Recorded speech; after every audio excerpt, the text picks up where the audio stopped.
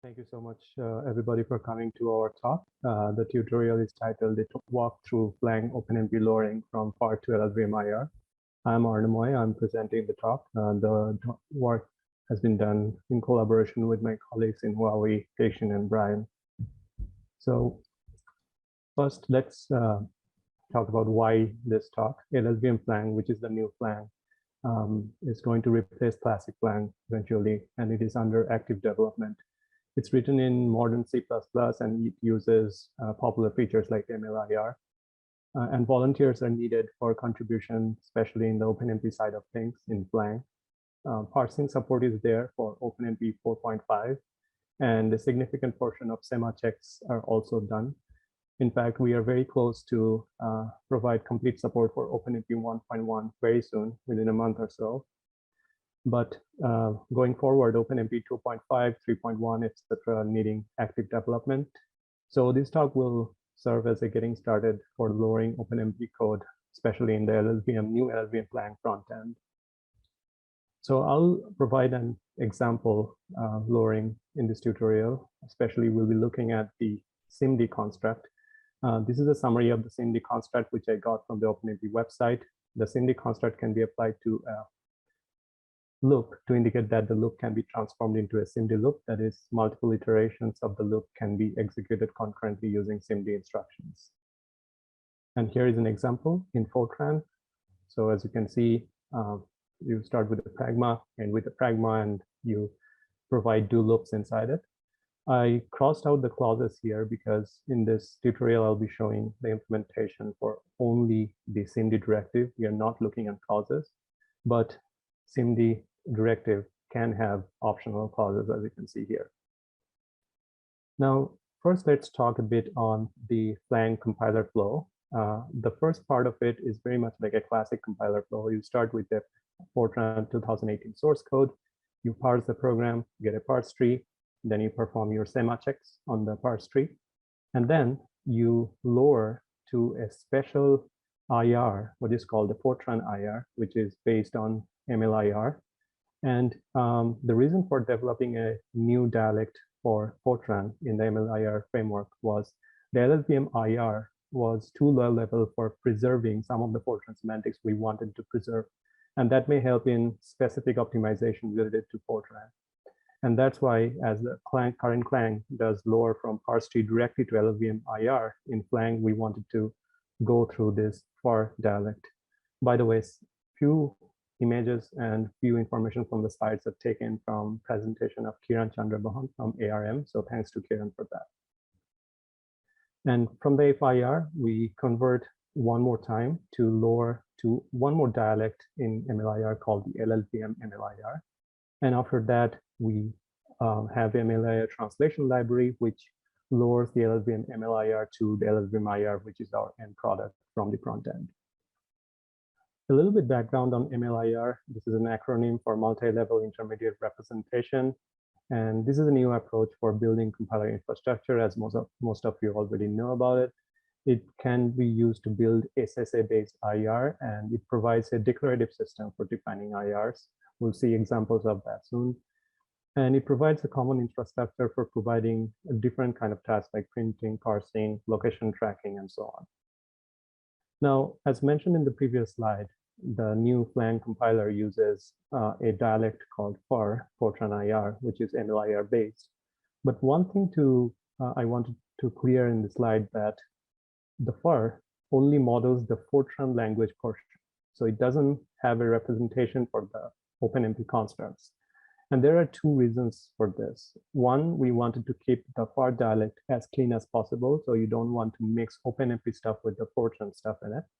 And secondly, if you add a new dialect for OpenMP in the MLIR framework, then it can encourage reusability. Maybe in future, FLang may want to use the OpenMP MLIR dialect, and then it will be possible. So that was the reason for developing one more dialect solely for OpenMP, which is not part of FIR.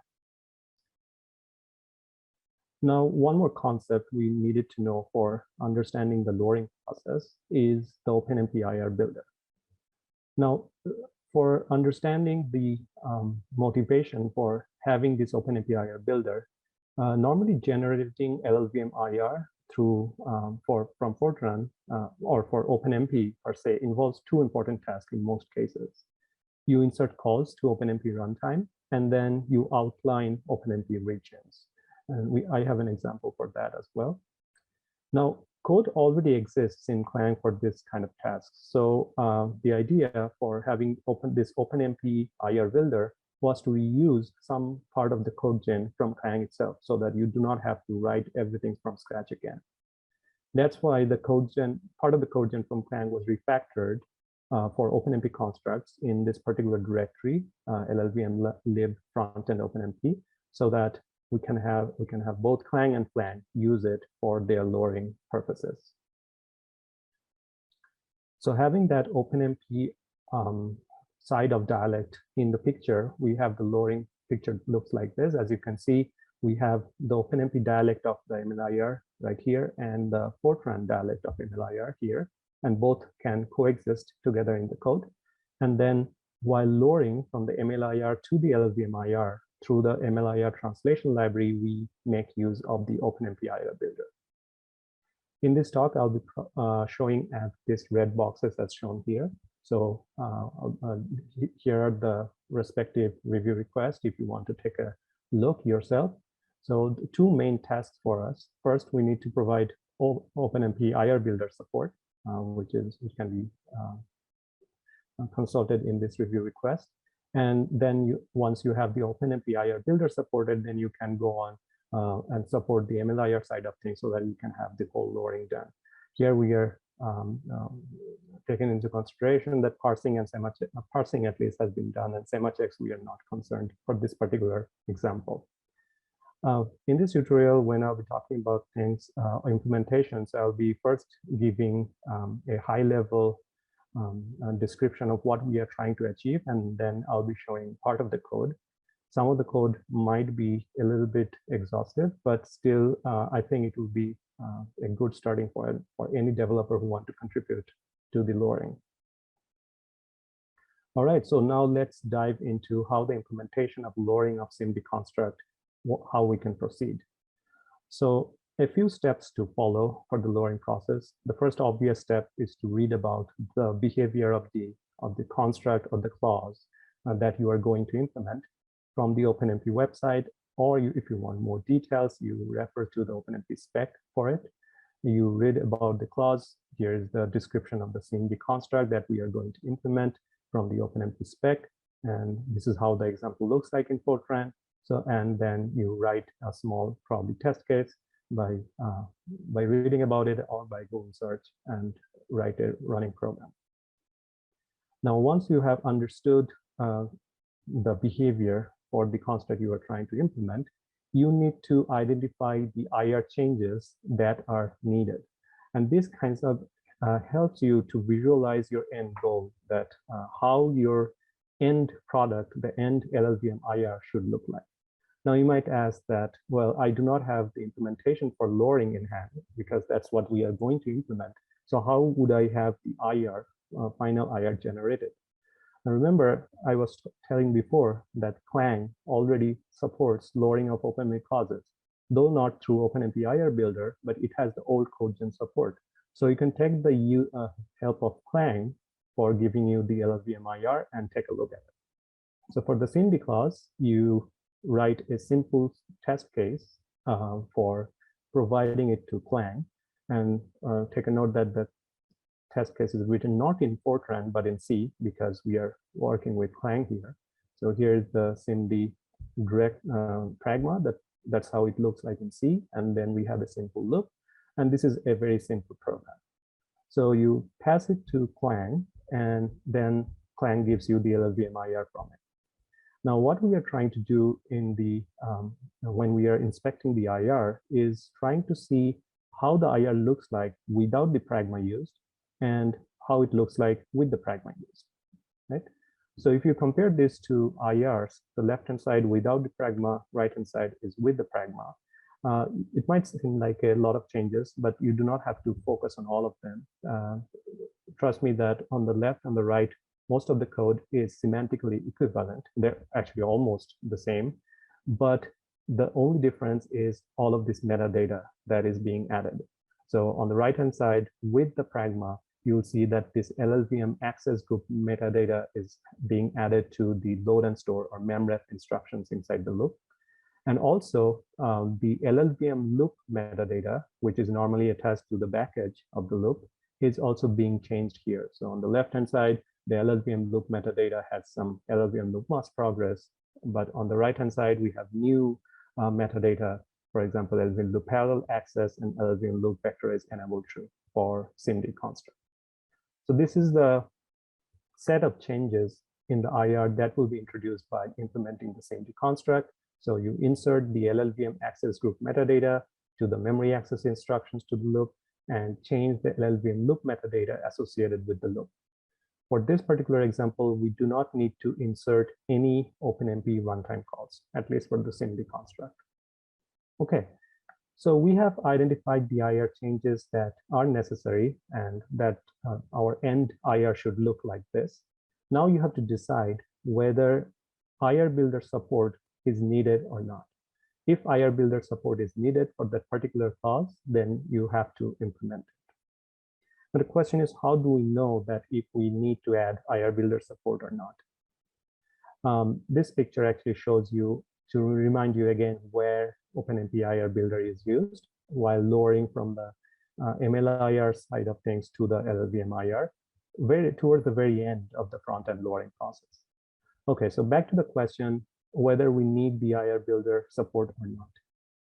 Here's a rule of thumb. Take this with a grain of salt, but I have found that if you are implementing the lowering of new directives, then the answer is most probably yes, you need to add support for IRBuilder. And in most cases, if you're implementing clauses, not directives, then the answer is probably no. Just want to reiterate that, take it with a grain of salt, and please verify your understanding with the open source Slack channels and mailing lists that we have. Here's what I mean by, if you are adding support to directives, for example, SIMD, then you probably need to support IRBuilder. But if you are implementing a clause associated with the directive, then most probably you do not need the OpenMP IRBuilder support. So as we are implementing a directive, yes, we will need to add IRBuilder support for SIMD. Let's talk about the steps that are necessary to support the IRBuilder in the SIMD. Remember that I was talking that IRBuilder is used by both Clang and Flang, right? Because it's a common builder for OpenMP. So I'm talking about especially OpenMP IRBuilder here. So if you're adding support for OpenMP IRBuilder for SIMD, you need to add support for loading in Clang from parse tree to LLVMIR, because Clang directly lowers from parse to LLVMIR, while Flang goes through the FIR dialect. So for Clang, let's talk about the Clang side of things here. For adding the IRBuilder support, as we saw that SIMD construct has a loop inside it. So whenever you are finding a SIMD directive in the parse tree, you need to create a loop that is embedded in it. And also you have to add the metadata that I showed you a couple of slides back. So these are the two steps that are necessary for adding support for OpenMP IRBuilder, at least for the SIMD directive. Now, second step is to identify, once you have identified what you need to do, what are the tools you have in your hand? So you do a little bit of research to see if OpenMP IRBuilder existing implementation has any data structures or API that you can use for your implementation. So our first step is to create a loop. So we see if OpenMP IRBuilder has anything for representing a loop. Actually, it does have. It's called canonical loop info class. As you can see, it has all the headers, conditional, basic blocks, latch, and exits for the loop embedded into this class. And also it has an API called create canonical loop that we can utilize for creating the loop. So as you can see, it returns a canonical loop info type pointer. Now here's our strategy for OpenMP IRBuilder support for SIMD. So we are loading from parse tree to LLVMIR directly, right? So whenever we encounter a SimD directive in the parse tree for Clang, we have to create a canonical loop, let's call it CL, using the create canonical loop API that I just mentioned in the previous slide. And the code for that should go inside this Clang file. It's called cg-statement.cpp, codegen statement. So all the parse tree nodes in ClangP are of type statement. So that's why as you are codegenning for the statements, that's why the file is called like that. And after the loop has been created in the first step, then we have to apply all the metadata to the newly created loop, CL. For that, we define a new function. Let's call it applySimd, which takes the loop that we just created in the first step, which is of type canonical loop info, and then we add the metadata to it. And this code should go inside the OpenMP IRBuilder.cpp file right here. So now let's look at the code to emit the LLVM from AST statement nodes in the cg-statement.cpp file. This is our first step, which is creating the canonical loops. The function emit statement inside the cg-statement.cpp works on statements, which are parse tree nodes in Clang. And depending on the type of the parse tree node, it calls respective functions. So we have a switch case, right? This code is already existent because, to remind you, Clang already has code for codegenning OpenMP LLVMIR, right? What we are doing here is letting Clang go through the path of OpenMP IRBuilder. So we will add code to this particular function. We are not implementing this function from scratch. Here's how our code would look like.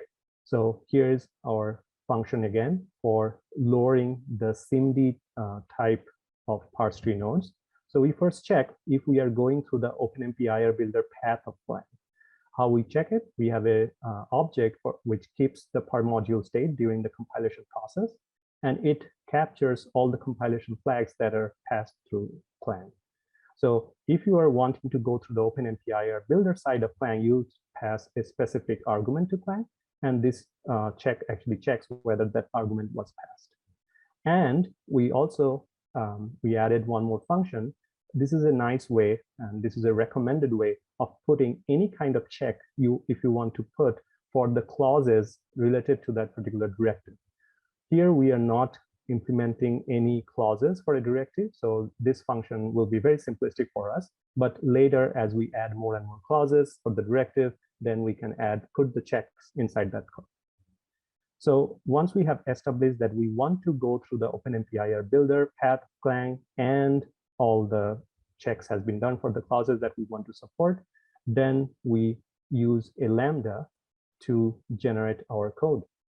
Now, the use of Lambda is very prevalent in both Clang and this OpenMP IRBuilder side of things because it's being written in modern C++. So what we are doing here, we are using the API that we just described for creating canonical loop. And this function is called inside this wrapper function for emitting a loopnet that I wrote. And then once the loop has been created, we are calling our newly written function called applySimd on that particular loop through the OpenMP IRBuilder, which is also part of this per module state that we are keeping. We are passing the newly created loop to this applySimd function, which will add the metadata for us. Now let's look at the applySimd function, how it looks like. The idea is very simple. So you have to find all the basic blocks in the loop and then all the instructions into the basic blocks and find actually the memref instructions, because that's where we have to add the metadata. And also you have to find the backend where you are adding the LLVM loop metadata. However, at the current moment, there is not a clean way of finding all the basic blocks from this canonical loop info class that we had in OpenMP IRBuilder. So we resorted back to using the LLVM loop class so that we can use the already existing more sophisticated functions for getting the basic blocks and headers and so on. And that's why the code that I'll show you will contain a big hacky way of extracting a LLVM loop object through the canonical loop info class, and then we'll iterate through the basic blocks of the loop and then the memref instructions for the basic block and so on. This is the hacky way that I just described. So here is our applySimd function. So essentially, you are running a bunch of passes to get the loop out of the canonical loop header. And then you are basically traversing through the blocks of the loop to get all the basic blocks that you are interested in. Take a note that we are skipping the conditional and the header basic block for the loop, because normally in the canonical loop info class, the conditional and the header basic block doesn't contain any memref instructions. So we collect all our basic blocks that we are interested in into the reachable set. And then for all the basic blocks in the reachable set, we call this function that we define called addSimd metadata. And what this does is goes through all the instructions of the basic block, excuse me, determines whether it's a memref instruction. If it is, then it adds that LLVM access group metadata to it. Pretty straightforward. Then we also have to attach the LLVM.loop metadata to the loop of interest. And this is the code which I'll not go into details for adding those two metadata as well. Here we had to make sure that the access group metadata is unique to each SimdLoop, but this constraint is very specific to the SimdLoop. But if you are implementing any other directive or clause, this may not be necessary, but it's good to make sure that you are catching all the constraints that should be caught. Right, so that's all you need to do for adding OpenMP IRBuilder support. Now your task is to add a couple of test cases. So the first test case you add is the LLVM lit style test case. So you add a new file inside this particular folder. I call it IRBuilder_simd, and it basically checks whether the IR generation is successful or not. Take a note that this file is written in C, so we are not and have not entered the land of Fortran or Clang yet. We are dealing with Clang yet, but we'll be using this helper function that we just described in Clang as well. So pure classic LLVM lit checking, you are checking whether this particular metadata was added to the memref instructions. One more unit test you have to add, and this is already existing file. It's called OpenMP IRBuilder test.cpp. So here I add a function called test_f, which basically calls the function that I defined through OpenMP IRBuilder on a canonical loop and checks whether the metadata was added as a result of the call. That's it. So that's pretty much it for adding the OpenMP IRBuilder support. So the next step is the MLIR side of things, and here we are entering the Fortran world. So you have to either define if you are adding support for a new directive, or modify existing operation if you are adding support for a clause under an existing directive. So let's take a look. Normally, MLIR operation definitions come in this part of the pipeline. So we are focusing right here, where we are in the Flang side, we are lowering from parse tree to MLIR through the MLIR lowering process. So our op definition will help in this particular phase of the compilation. We have to define the operation in a declarative language using TableGen in this particular file called openmpops.pd. You can define input and output operands for your operation depending on the need of it, whether the operation will have regions in it or not. Our SIMD operation will have region in it. Actually, the loop that is nested inside the pragma is the region for it. And you can define your custom printers and parsers as well. So here's the definition of the SIMD operation for us on the right-hand side. So as you can see, we have a one-line summary for the operation, then a more detailed description for the operation. Here we define how our operation will look like.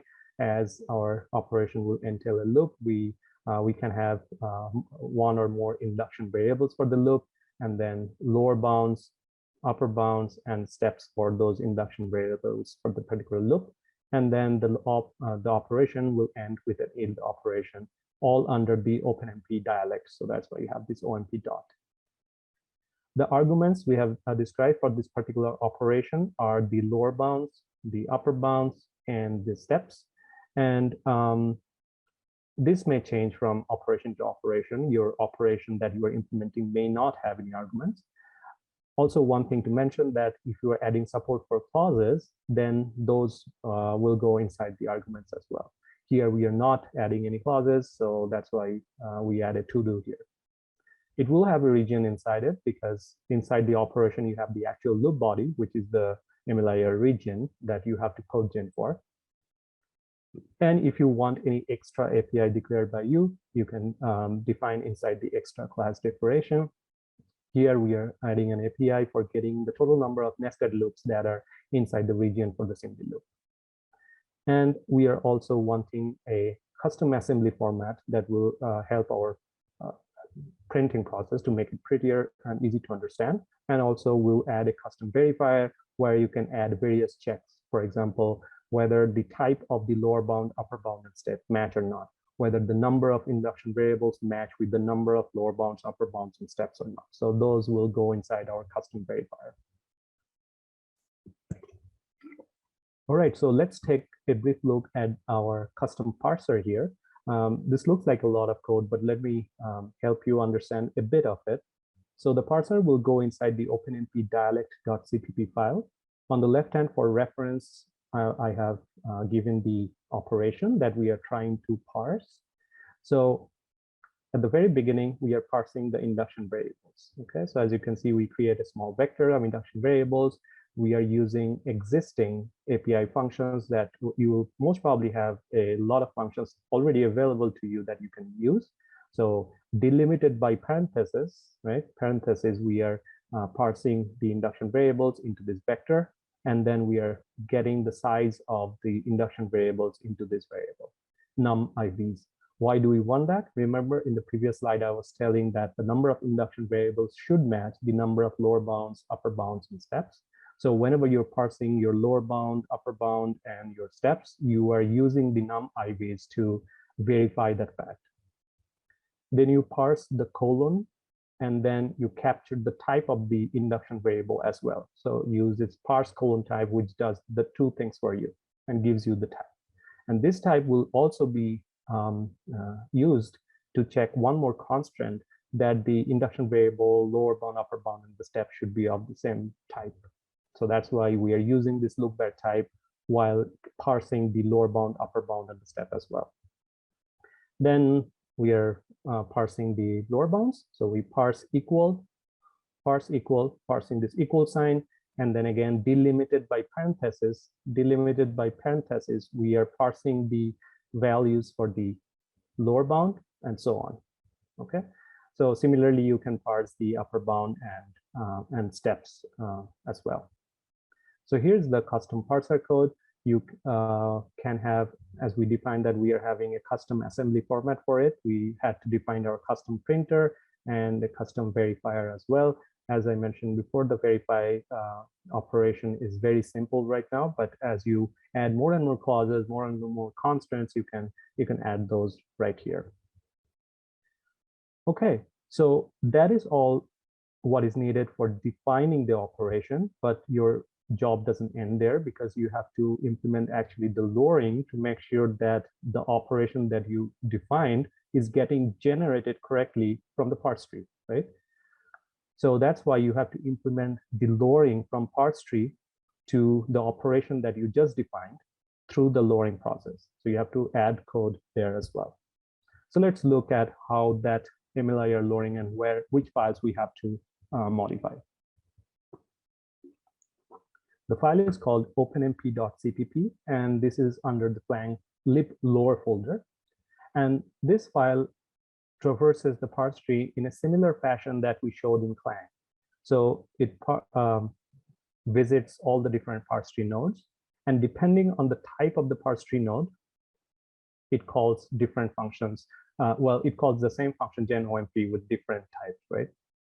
So in this particular example, or when we are dealing with the parse tree node of type SimD, we want to attack this function, which is of type OpenMP loop construct.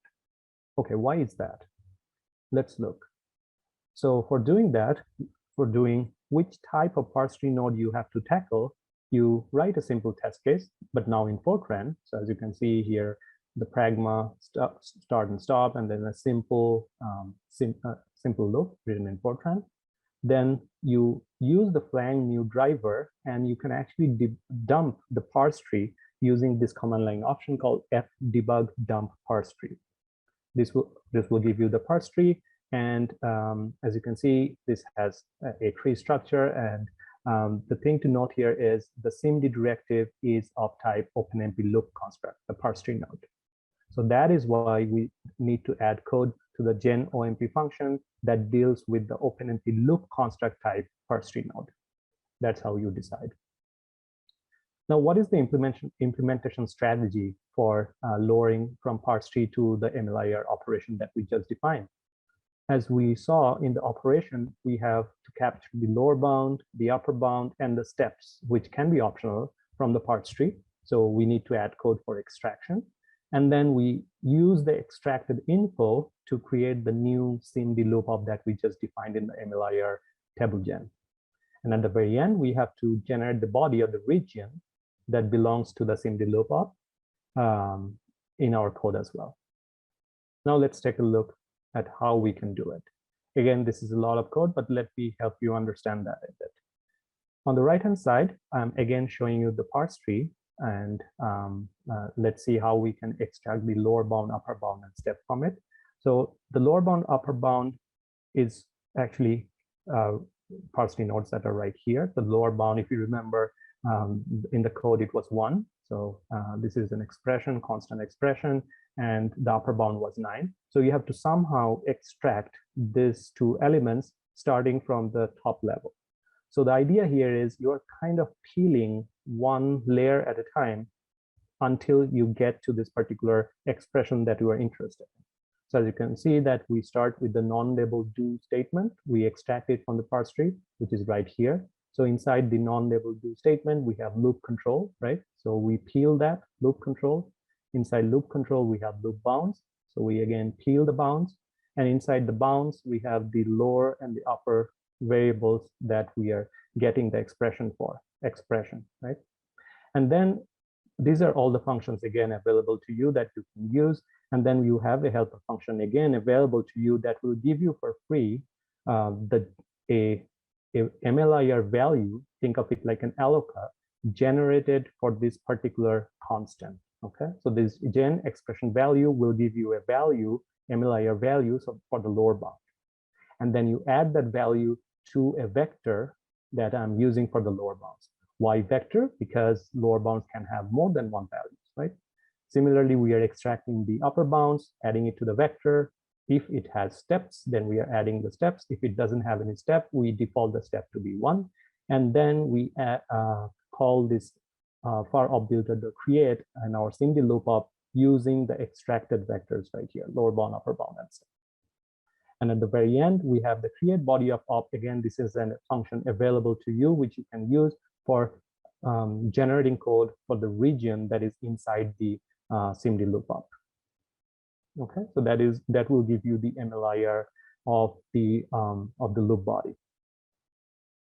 Right, so that is all about the implementation for MLIR lowering. And now you are at a point where you can verify your code, whether the code gen, at least until MLIR is successful or not. For doing that, you use the tool called BBC. It's a bridge, and you call with the option emit FIR. That will give you the MLIR representation of your Fortran source code. As you can see, it was able to give us the SimdLoop operation correctly. One thing I wanted to show you from this MLIR side of things, remember I told you that the OpenMP dialect and the FIR dialect can coexist. As you can clearly see that here, the OMP dialect and the FIR dialect can coexist into one file. And the translation library can lower from this particular MLIR file to the LLVMIR using the OpenMP IRBuilder support that we added in the first step. Right, so now let's come to that, how the lowering at the last stage of lowering, how we can use the OpenMP IRBuilder support that we added at the very first step to lower the newly generated MLIR operation to the LLVMIR. The lowering library file is called OpenMP to LLVMIR translation.cpp. And it also has a similar traversal technique like parse trees, but instead of parse tree nodes, it traverses through the different operations, the MLIR operations into the input file. Here we are adding the lowering support for SimdLoop operation. So we had to add a switch case, and we had to add a new function for lowering the SimdLoop. We call it convert OMP SimdLoop. The idea is pretty simple. Similar to the parse tree, we are extracting the lower, upper bound, and step, but now from the MLIR operation, not the parse tree.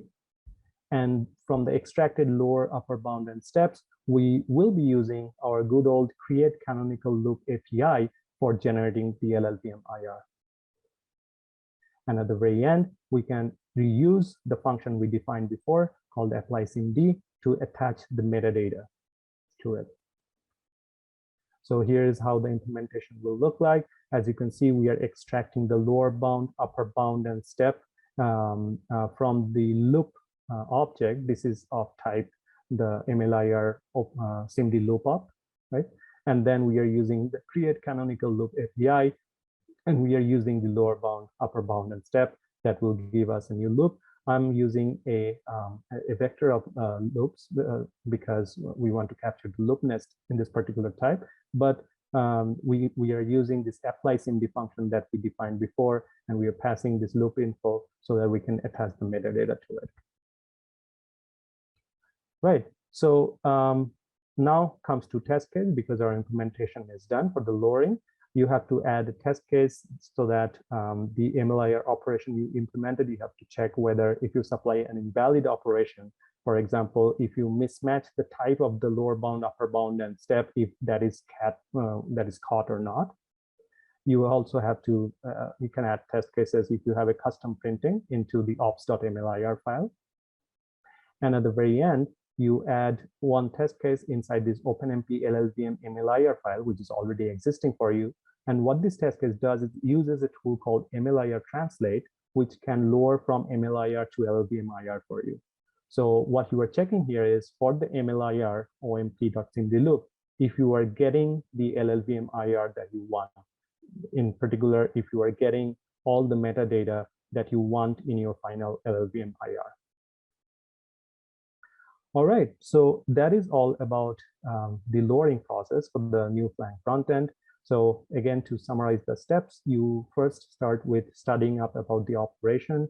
You do the study from either from the OpenMP website or the OpenMP spec document. And then you try some toy examples to get associated with the operation.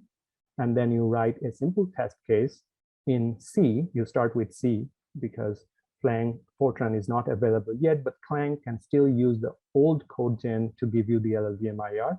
And then you look at the generated IR to get an idea of how your goal LLVM-IR will look like.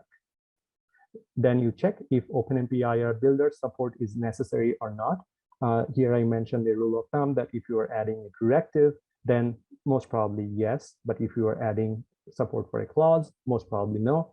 But double check your understanding with our community. And that will be your patch 1, the adding the OpenMP IRBuilder support. Once your OpenMP IRBuilder support is there, both Clang and Flang should be able to use it. And now comes the second patch where you define or modify the MLIR OpenMP dialect operation for the particular directive or clause that you are implementing. And then you have to implement rest of the lowering process as well. That will be your patch 2. Patch 1 is optional, patch 2 you have to do. And you have to also make sure that you write proper test cases for both the patches. Getting in touch with us, we have bi-weekly technical calls. We are very active, and we have a mailing list as well. We have one Slack channel where you are more than welcome to join and ask us questions. And also we have a web page where we have all the links for the Slack channel, technical calls, and we have documents where we keep updates for each week's meeting and so on.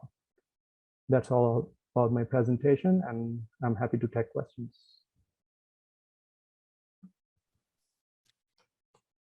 Thank you. Let's see. Yeah, Jose has a question already, so go ahead. Yeah, absolutely. This is really nice, Arnamoy. Thank you so much.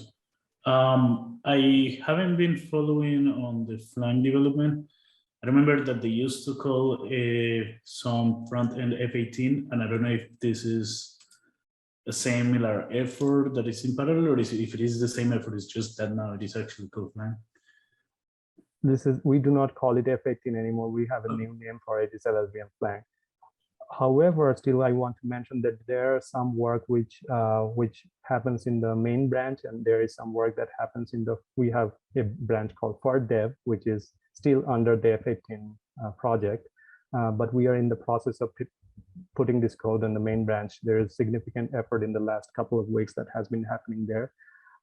So essentially F18 will not be anymore, but still we have the F18 for a few tasks, but most of the tasks go under the main branch for LLVM. Right. But those two essentially are the same things. Yeah. And what would you say is the current status with respect to progress on Flang, OpenMP support for Flang? I mean. Yeah. So we had a deadline for March 31st for completing the support for OpenMP 1.1, but that still didn't happen because of the recent efforts of pulling all the code, most of the code from F18 to the main, from the FIR dev branch to the main branch. But we are very, I would say 98% done for providing full support for OpenMP 1.1, probably within a month or so. And going forward for the rest of the year, OpenMP 2.5 and 3.1 will be coming up. Excellent. Follow-up question on how to engage with the community for those that probably are interested. I don't know if you are holding meetings or you have a website or a document that you can share with people. Yeah, I showed it in my slides. I'll share it again. So just a second. So here is the website where you can go. You can find the link for technical calls and the mailing list, and we have a status tracking doc, an Excel sheet, and a Google Doc. You can find it there. And this is our Slack channel where you're more than welcome to join. Perfect. And the last question is with respect to MLIR. So one of the ideas behind MLIR was to have the progressive lowering, so you could keep semantic information at the different levels and try to find possible optimizations on each of those levels. Do you have any plans in mind for optimizations that may happen at the MLIR level? That will fall mostly on the Fortran Dialect of sides, if I understand correctly, because this talk was mainly on the OpenMP dialect. Maybe there are chances of optimizations there. I'm not sure, but the specific language-specific optimizations that can happen for Fortran should fall under the Fortran dialect of things. There were some discussions going on a month or so ago about proposals for new optimizations or test cases, but I haven't heard any new development there yet. So if you have any contributions in mind, you're more than welcome to post it in our Slack channel.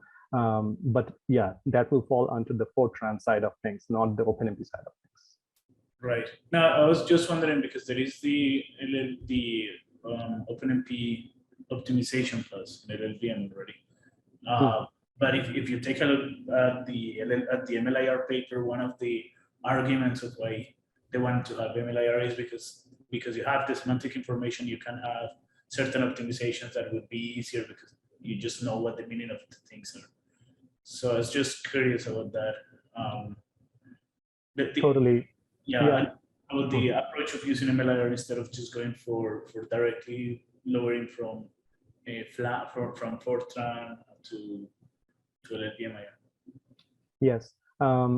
Well, I mean, internally we had some issues of the way classic Flang represents certain Fortran things that were hindering some of the optimizations. But with FIR, we had the idea that it will be much more easier. Again, we are not there yet.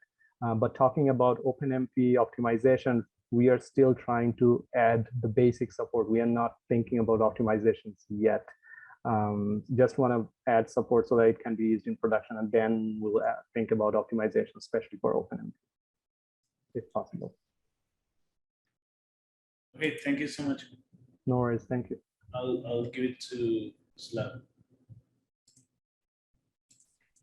I have a question. Like, what is the Flang's take on interoperability with other Fortran compilers? Do you know anything about that? Can you comment? Can you clarify what you mean by interoperability? Yeah, like you compile different modules with different Fortran compilers and link them together, and are they supposed to work or not? I think you can do the same thing in LLVM-Flang as well. I don't know, maybe Steve can comment on that. I'm not the right person to comment on that. Okay. Yeah, I think Sorry about Steve that. Yeah. commented already. Yeah. Thank you. Sorry about that. Yeah.